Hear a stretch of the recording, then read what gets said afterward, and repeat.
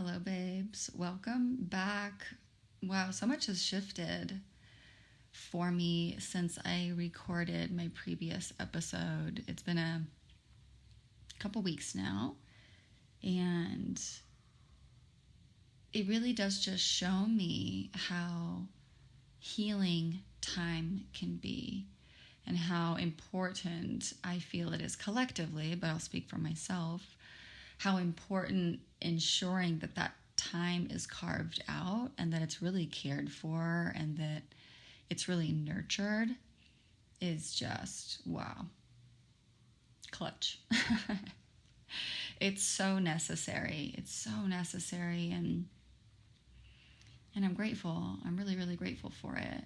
And I feel like it gives me the opportunity to sit here with you in a bit lighter of energy and a bit more playful of energy, because we've moved through a lot already. I've shared a lot. I was just thinking before I started recording this podcast, like, wow, I'm really putting myself out there, really unfiltered, just like, yo, here I am.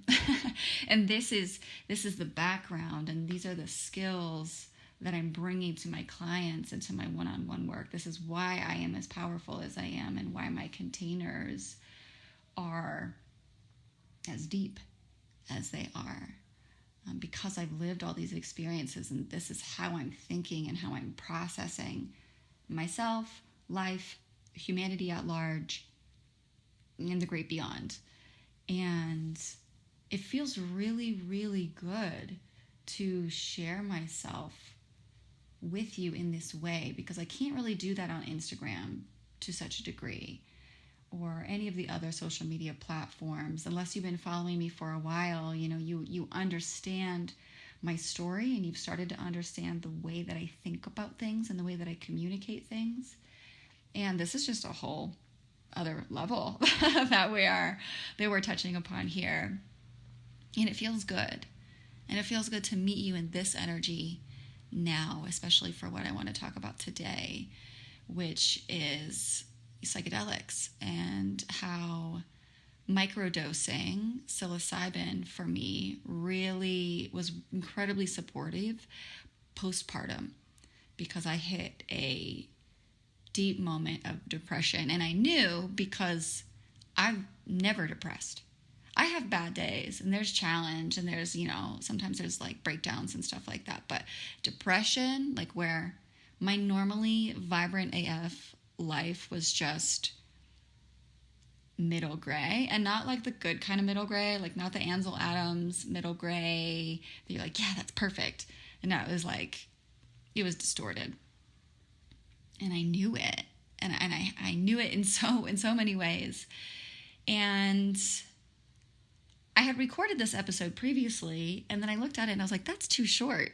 That doesn't really give you a timeline and a history of my relationship with plant allies and other medicines, because again, that like informs you and gives you deeper insight into why, as I'm moving into the psychedelic space with my clients, why I offer it, and what my experience and my trainings and everything have kind of brought me accumulatively to this moment. And so I want to share a little background of myself with psychedelics first, because I grew up in the DARE era. The DARE era, do not do drugs. Like, the slogan of my childhood was just say no. Just say no to drugs. Just say no to sex. It's going to fuck up your whole life. Just like, don't do it.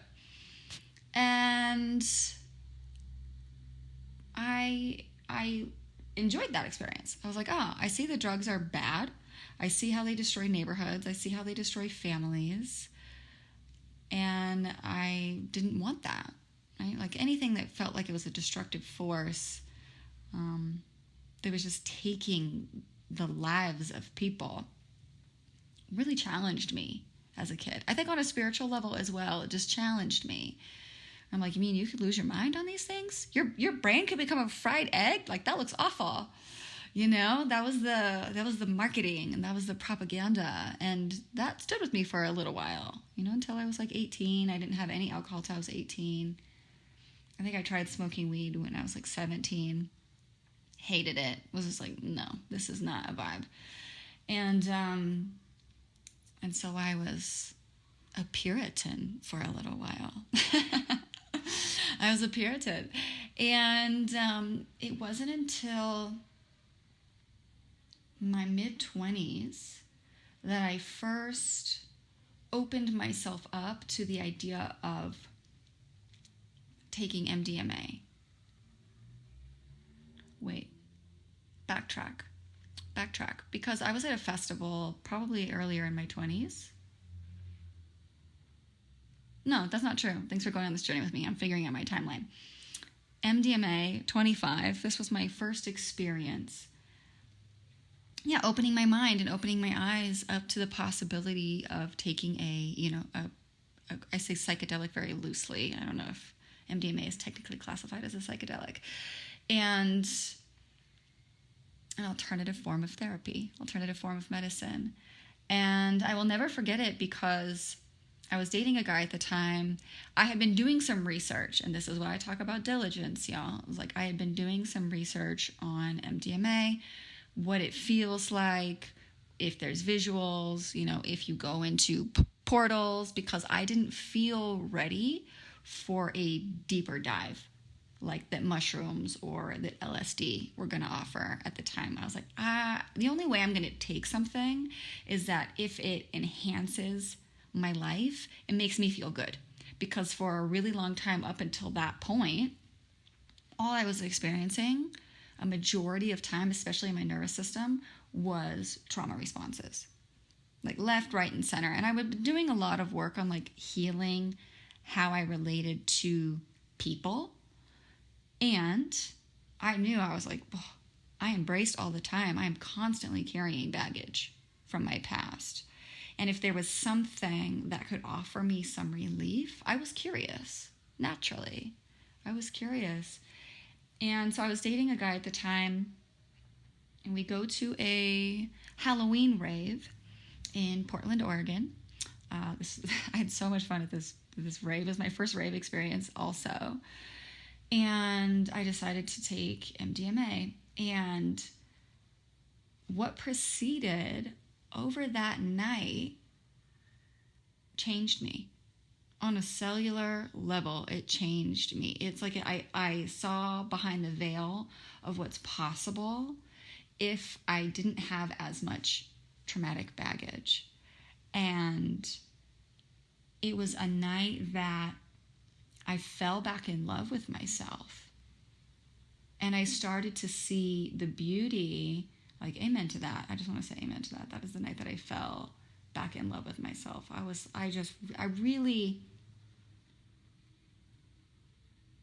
I saw myself, and I saw how all these timelines in my life, of course I would feel the way that I was feeling in my body. And of course I would have the fears that I had. And it's like I could just see all those versions of myself so clearly, and I could feel all versions of myself so deeply that I just it was like, if we talk about parts work, right? I just, as this big mama energy, just scooped all my parts up and was like kissing all my little babies, just like, oh, I love you. I'm so sorry. Like, I'm so sorry that happened to you. And I love you.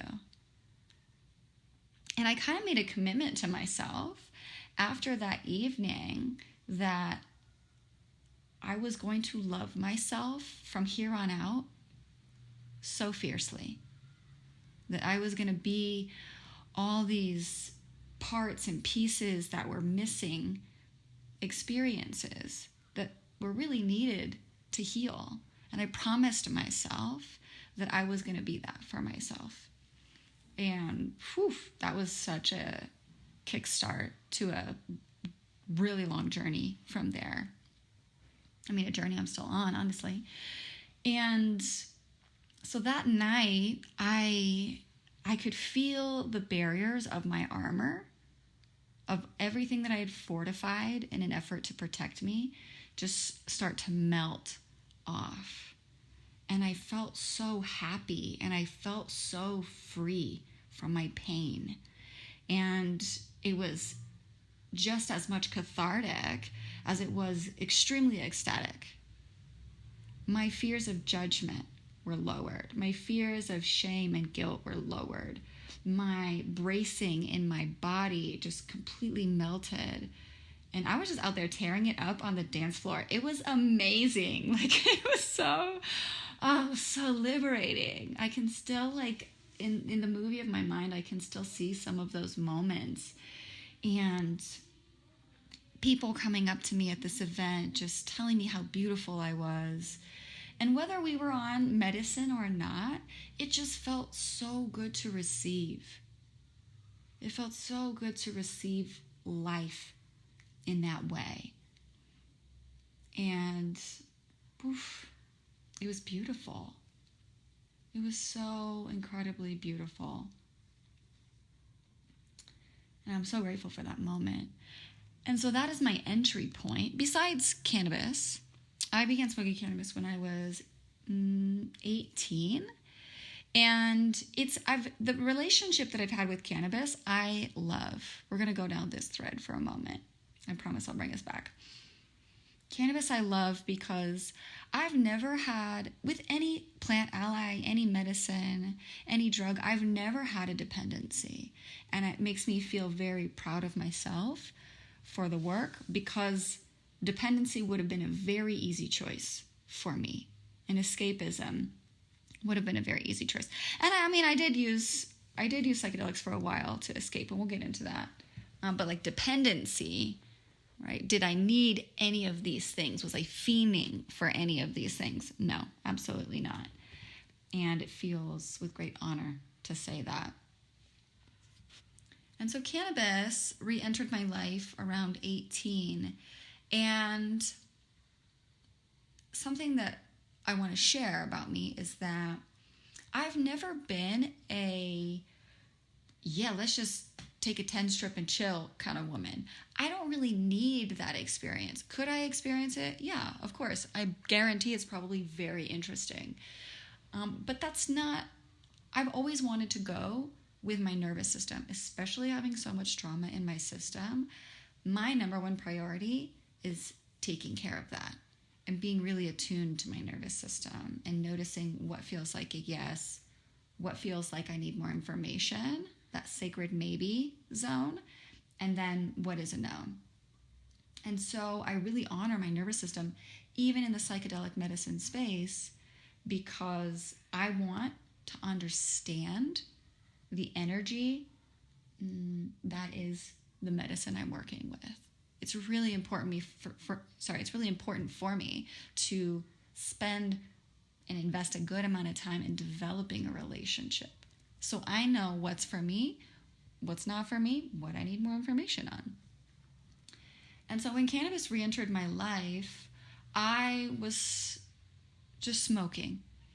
And I wasn't really using weed vape pens or anything like that to start. And what I really love about cannabis, she's such a sweet spirit for me. And everybody responds to cannabis different. Everybody responds to different strains different. Like, there's an entire science behind it. And so for some people, cannabis is not their medicine at all. They just can't do it, right? For me, her and I are just like in a romance together. She's such an angelic, beautiful spirit. I love her because she flirts with me, and she's such a shapeshifter, which for me, when I drop into music and movement, is one of my favorite practices. It's, oh my gosh, it's like a roller coaster. It's like we're here and then we're here and then we're here, and I'm just in ecstatic bliss the whole time. I'm screaming because I'm so lit up in excitement. My heart is pounding out of my chest. My body is just electricity. Like, it's so alivening. And then during times like my moon, right, when I have a little smoke, she reminds me to slow down, right? She's both. She's such full spectrum medicine for me. She plays in the realms of the ether, in the air, and the wind and the breeze. She's birds. She can take me up and out of my body, into the astral realms. And then other days, she just roots me deep, deep, deep into the earth. Like, I've never felt stability like I feel in those journeys. And I get to just ride the waves between the highs and the lows. And it's just fascinating. I learn so much about myself, and I receive so many downloads from God and just connections and solutions that I didn't even know I was looking for. They just appear. And I'm just like tapped into a stream of consciousness that is a wealth of information. Like, it's, wow, my favorite. It's my favorite, and for all of those reasons. And so when I brought her back in, I would start just smoking small amounts, right? I really wanted to get acquainted. And with there being so many different strains, and this is, I'm sure, this is the same as psilocybin, I'm sure with, LSD, ketamine, right? There's these different variations of the medicine or of the psychedelic, and each one offers its own experience. So I have favorite cannabis strains, and I have strains that I do not touch. Like, nope, that one does not serve me. I do not enjoy that experience. That doesn't offer what I'm looking for. And again, this is why I think it's so important that as consumers, as with anything, we do our due diligence to talk to people about it, to get a deeper understanding of how it's working or not working, how to work with it to the best of your ability, so that whatever outcome you're looking for is achieved. And so every medicine has its own, what I would call, signature. It has its own signature, its own energy, its own way of working through you, of you working through it, relating to it, developing intimacy to it. And I learned this the hard way, because even though I had such a spiritual and de-armored experience with MDMA, there was a part of me that had been carrying all this trauma. I wanted to get rid of it as fast as possible. And I enjoyed the experience of being high at that time, because it was such a relief from what I felt I was carrying every day. And so for a while, it was a slippery slope, because I just enjoyed partying. It felt good to party. I was young, I was in my 20s, I could bounce back. Like, it would feel good to take like a tab of LSD and then go out to a nightclub. It would feel good to take MDMA. Like, it created a pseudo-safe space for me, where I felt parts of my personality that had been suppressed for so long finally getting to emerge, and they were fun. I loved them. It felt so good to feel free to dance at nightclubs and in public and perform. It felt so good to share my opinions and my voice unshamefully. And just like, like, again, we talk about the pendulum swinging, right? The pendulum swings to the other side. I tasted pseudo freedom, and there was a part of me that was chasing it because I loved it. Not necessarily because I felt like I needed it, but just because I wanted it. I was very tempted by the energy of medicines at that time. And to be honest, while my intentions were always pure in why I was taking them, I was taking them because I wanted to feel good, and I enjoyed the freedom and liberation that it gave me, and just how I felt, how alive I felt in my body. And it really highlighted how unalive I was feeling in my body before that moment. And there were moments in that journey where I took too much, I drank too much, that were negligent. They were incredibly negligent of myself. I was in a group of people where, if I'm honest, we were all acting pretty negligently. So we weren't really there for each other either in that essence, because we just were partying all the time. And then I also had an experience where I lost a friend to psychedelics. And again, boom, it's like it sucked me out of this tunnel vision that I had about my life, about my friendships, about what we were doing. And it pulled me out of happy-go-lucky land, where I was loving life, and into the seriousness of what is also possible and the shadow side of this experience. And that friend that I lost has never left me. I think about him all the time. He was so intelligent. He was such a beautiful energy and spirit. And again, I think, his entry point into the psychedelic space was with pure intention. And again, there's this energy of chasing the dragon where it just feels so good that if we can't get it in our everyday, we're just so excited for the next opportunity to get it and have access to it. And at this point, myself and my friends, we would go out on a Tuesday night and we would take psychedelics. We would go out on a Thursday, take psychedelics. Sometimes we would go camping or taking psychedelics all weekend. And there's this point where my friend had his birthday, and when he came back, I did not go to this experience.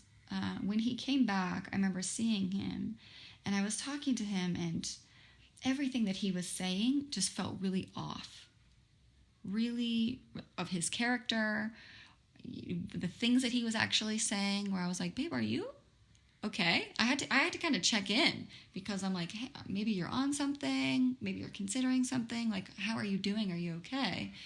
And I could just tell, and I could sense in my nervous system that he wasn't. And I remember talking to my friends about it, and we all kind of had this consensus, like, yeah, something's off with our friend here. And so we all, we're like, hey, we're checking in on him. We're going to make sure we spend time with him. And, long story short, that friend ended up committing suicide and, was found like with his dog still in the car, a bag of MDMA open. And what we had noticed and realized was that he had taken too much of too many things over that weekend.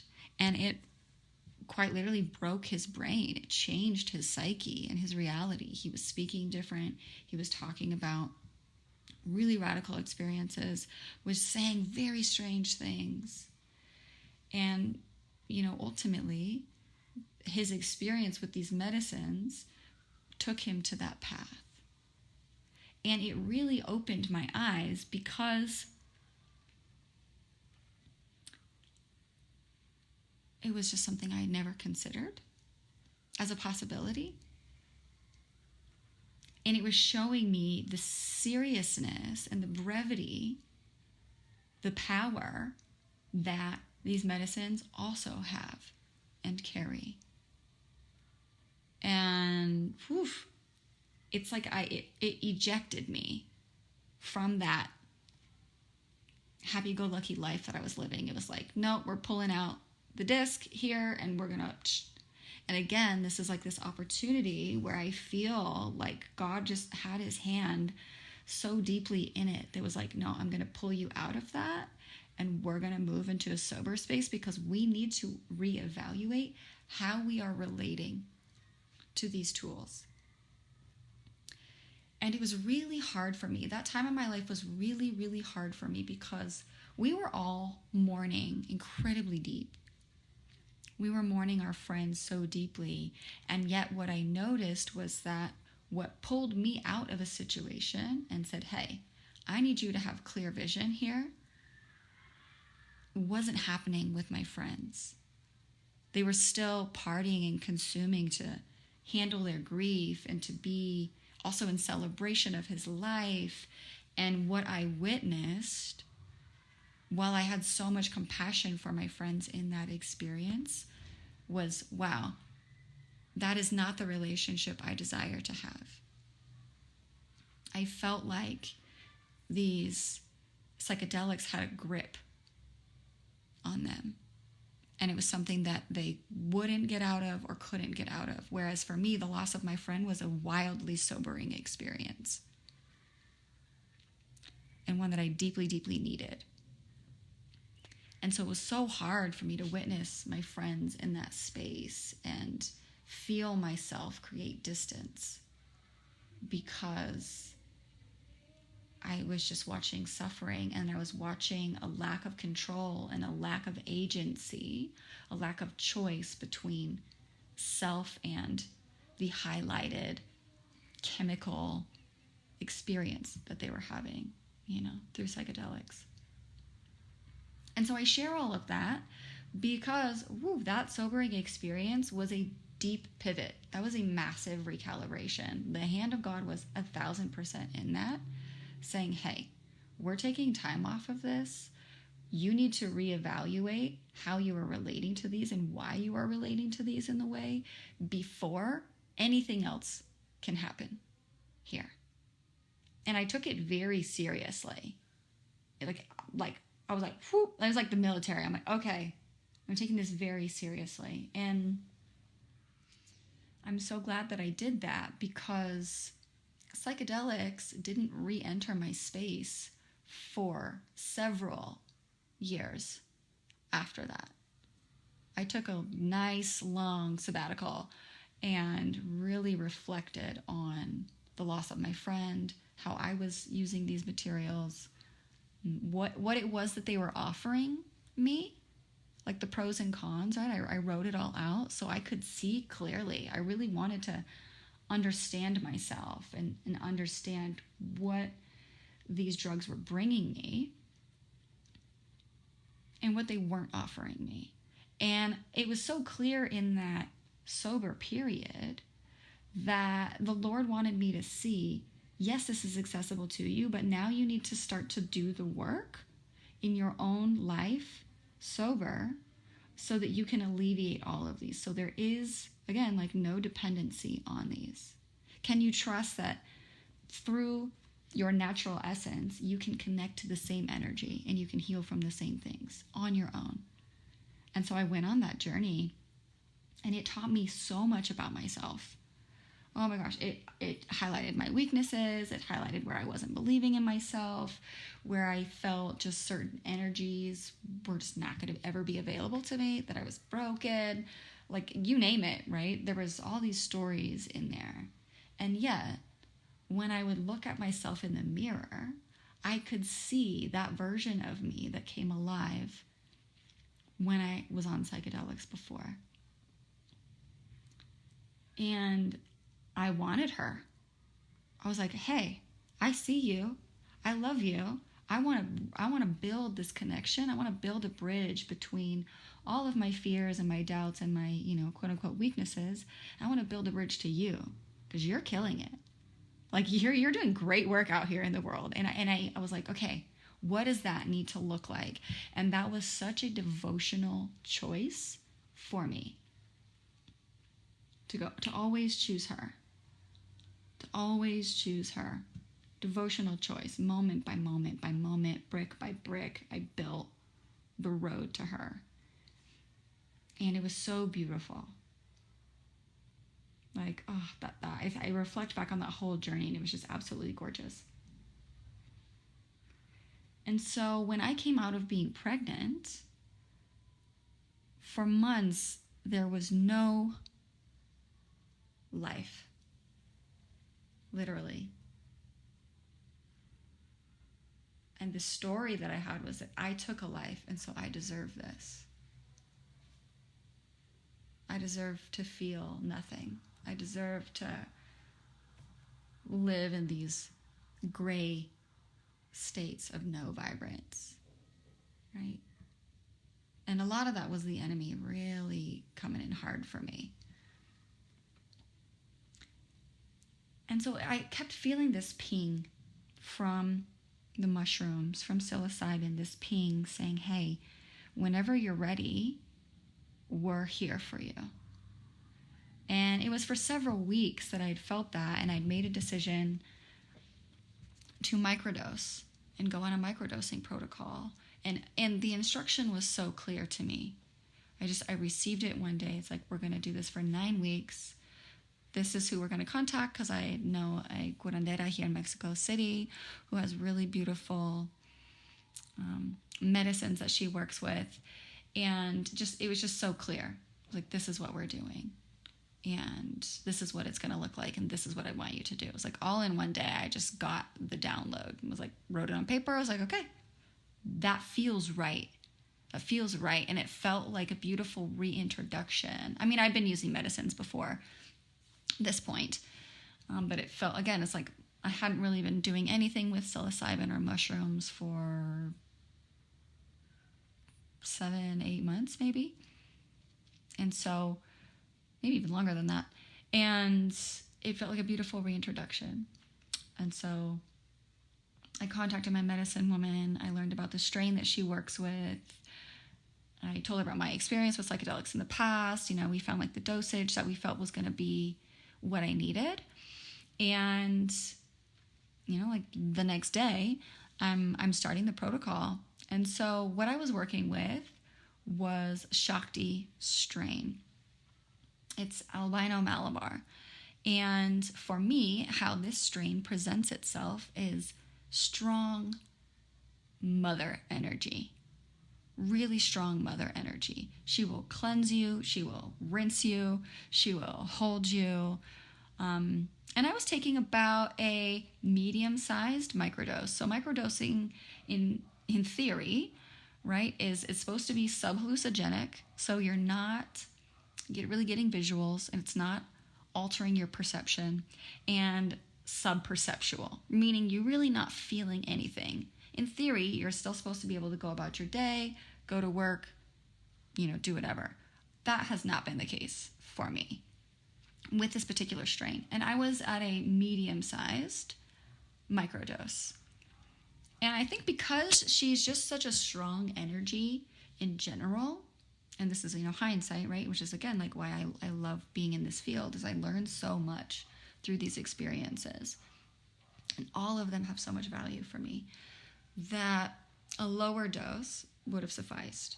But for what I was experiencing, the grief, the shame, the guilt, the deep emotions, the self-betrayal, the spiritual crisis, I needed something that was going to just rinse me. I needed to be rinsed. And so for me, as I'm getting acquainted in the first couple weeks to the medicine, I'm doing 1 day on, 2 days off, very intentionally. 1 day on, I'm very fortunate that I'm an entrepreneur, and so I can really create my schedule around the protocol. And so there were days where I was like, "Whoa, thank God I'm not driving. You know, I need to go lay down and just kind of receive what the medicine was doing through my body." Because it was just bringing everything kind of online in a way that was perceptual. It was definitely perceptual. There was nothing non-perceptual about it. And letting it kind of wake my body up. And as I moved into the 3rd week and the 4th week, what it started to really bring up was so much anger. And it started to manifest in these little ways where I was just frustrated and annoyed by the littlest things. And anybody will tell you I'm a pretty unbothered person. Like, I'm very chill. So the fact that I'm getting a little gripey and I get a bit of a bad attitude, like something's up with me in that space. So I noticed this frustration and this bad attitude and this like gruffy energy come up, and I'm just witnessing it. I mean, I'm in it and I'm acting it out. And there's this part of me that's just witnessing. It's like, oh man, I'm frustrated. It's been like multiple days I'm feeling frustrated. And then it manifested into just pure rage and anger for a solid day. I think David was at the park and I just let it rip through me because I knew that I needed to get it up and out. And the truth of that experience was when I was screaming into pillows and saying all these terrible things out loud just to get them out of my body, what I realized in that was the person that I was so angry with was me. I felt so betrayed by myself. I couldn't believe that I had made the decision that I made. And I was just raging at myself. And I allowed myself, because of all the nervous system work that I've done and the trainings and the trauma, somatic therapy, everything, right? I could hold myself in the level of rage that I was experiencing. I just let myself feel it fully, head to toe, just consume me. And it had its eruptive moment, and everything that needed to like spew out of me in terms of anger or self-hatred just had the opportunity to be expressed. And then naturally it started to dwindle down. And then for the next week or two, I was just in grief, really deep grief, just crying and crying and crying. And again, letting myself feel it fully. Like, you know, that strong mother energy of the medicine was like, babe, I've got you. Like, just let all that go. I'm here for you. I love you. We're doing this together. And I really felt that. I really felt that presence. And I was so grateful for psilocybin and for myself to be able to just let myself have that experience. After I was on medicine for maybe one more week, and then naturally my plan was to take it for 9 weeks. But medicine is very funny in this way where it will let you know when it's done. If you have a conscious, aware, right relationship with it, it's constantly communicating to you. And so it was funny because I just started kind of missing my alarms. And then I would go, oh my gosh, my microdose. And it was like, I don't need it. I don't feel like I need it. And so she was very clearly telling me like, okay, we're done with the medicine. Now we're going to move into an integration experience. And so I actually only ended up microdosing for 6 weeks. And before I'd ever even microdosed, Spirit was having me develop this protocol for women with microdosing. And part of that protocol that I created was a way to track how you're feeling throughout the protocol experience. And we're checking in on multiple areas. We're checking in on how things are going mentally. What is your talk like? Are you feeling clear? Are you feeling foggy? There's all these different subcategories. So we're checking in mentally, emotionally, physically, how you're physically feeling in your body, relationally, how you're relating to other people, sensually, how you're relating to your sensual essence, the sensual part of your body, and how you're doing spiritually. And so I was kind of constantly tracking to just notice where the journey took me. And every day was so different. This expectation that you will take medicine and immediately feel better and your, decades of trauma is alleviated in 1 hour is a little unreal. Is a little far-fetched. There are ways that happens where you can alleviate a lot of trauma in a series of a medicine session or a couple sessions. Absolutely. Right? But I don't want to give you the jaded pill and be like, yeah, oh my God, you start taking microdosing and immediately you just feel like 100%. It's like, no, it gets underneath the surface to help move anything that is stuck or stagnant. And it will expose you to your mindset about those things. And you'll have to do the work to clear them to come out the other side. And what I will tell you is after that 6th week, I felt so much better. My vibrancy was coming back. I was in a bright, beautiful, very connected perspective. A lot of faith, a lot of trust was rebuilt in that 6 weeks together. And then after I moved into integration, so I'm just constantly kind of in this like, yeah, how we doing? Now it's been a week. How are we feeling? It's been 2 weeks. How are we feeling? What are we taking from that experience and integrating? What are we healing? What are we extracting wisdom from? And so that's how I work with these medicines. And microdosing for postpartum depression, it is one of the reasons why I'm able to sit here today and have this conversation with you. It helped restore me. And it wasn't a bypass. Trust me when I tell you, that experience was not bypassing in any way, shape, or form. The emotional experiences, the rage experiences, what I was witnessing of myself and how I was feeling about myself. Wow. Just the wisdom that I took from that has changed me as a person. It has rearranged me on so many levels. And again, I really feel the hand of God in that. And it's been really beautiful because since then, just because I terminated the pregnancy, my tether to motherhood still exists. I feel it. There's moments where it just like comes alive. It's like, wow, in the spiritual realms, I'm still a mother. I personally believe that. People will believe what they want to believe, and that's fine. I personally believe that. There is still a tether to motherhood in my emotions, in the spiritual realms, in my mentality. Like I'm changed. It was a Vesica Pisces moment. I went through the portal and there was no going back to the other side. And anytime there's like fear or scarcity that tries to bring me there, I feel such a hard stop in my body. It's very interesting. Very, very fascinating. The boundary just goes, nope. Can't do that. You just literally can't do it. And now I've been connected and having some beautiful conversations for my Breakfast at Tiffany's podcast with other mothers who have gone through similar pregnancy portals, who have used psilocybin or psychedelics to help support postpartum depression, to help come back to the body, to come back to them as a person outside of the mother hat or the partnership hat, and just come back to the essence of who they are.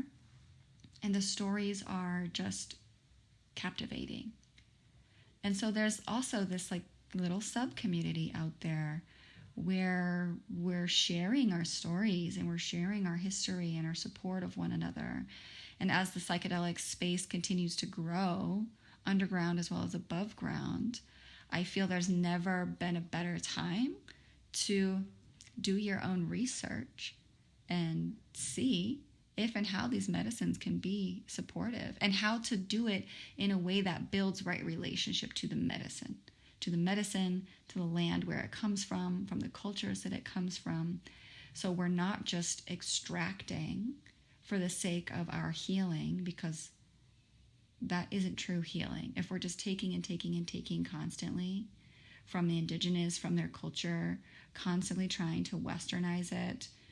Not that I think westernization is just a part of the process for Westerners, because our culture is incredibly different. So there, to some degree, there is a modification that will inevitably and naturally occur because of who we are and how we operate.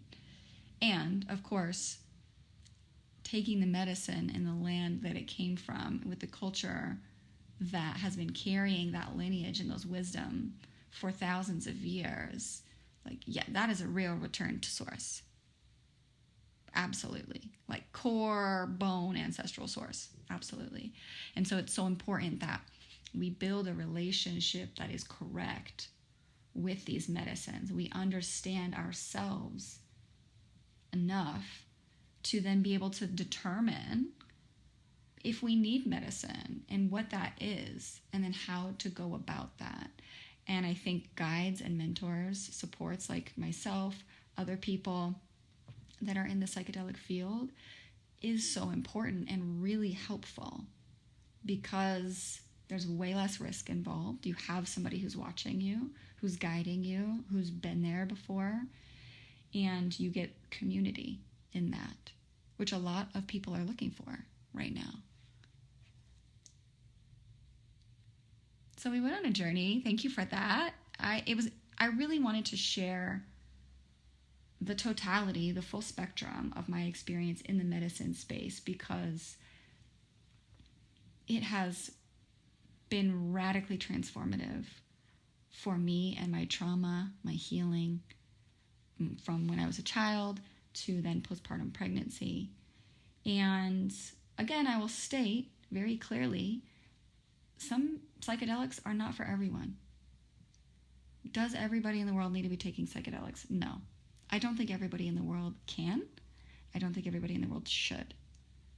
Right? There are ways of working with this to support our personal growth and our development, and then we respectfully give it back to the land. We give it back in reciprocity. We say, thank you so much for being an ally to me for this part of my journey. I love you. Te quiero mucho. Right? And then we integrate and we continue to be whole beings, and until something happens, and then we find what our ally is for the moment. Sometimes our allies are just journaling. There's no medicine involved. It's journaling. Sometimes our allies are therapists. Sometimes our allies are nourishing meals that are colorful and wholesome, right? Sometimes our allies are hydration with some trace minerals, right? It doesn't always have to be a psychedelic or a pill or a pharmaceutical. There's a lot of ways that we can receive support that are outside the traditional system. And I share this to bring awareness to that. And to say that if you ever considered psychedelics, or you are considering psychedelics for something and you're looking for a resource, please feel free to reach out to me.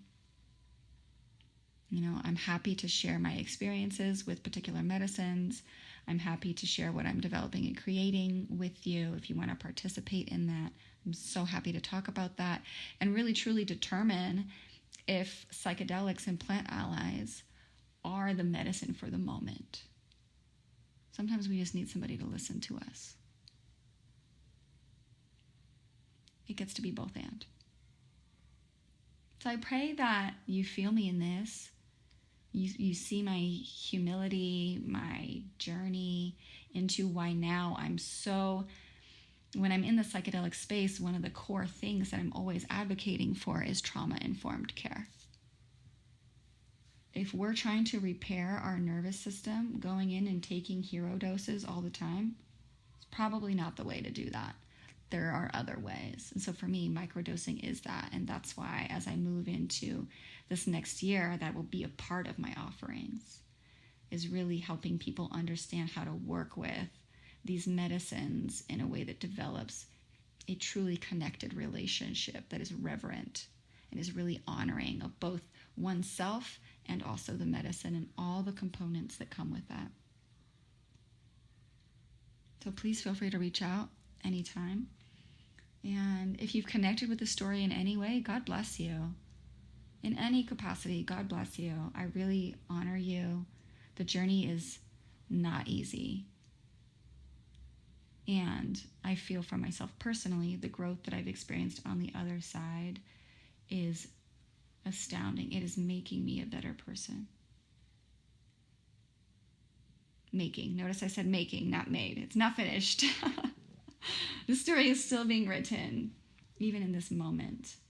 And so, just God bless all of you out there. Thank you for listening, sharing your stories with me, sharing how this is touching you. And I really wish you just a blessed day, lots of healing, lots of love, compassion, connection, grace for yourself, grace for others. That's really what God wants for us, is just to love each other more fully. And I really believe that when we can share authentically, that's one way that we get to do that. So wishing you all a very beautiful day.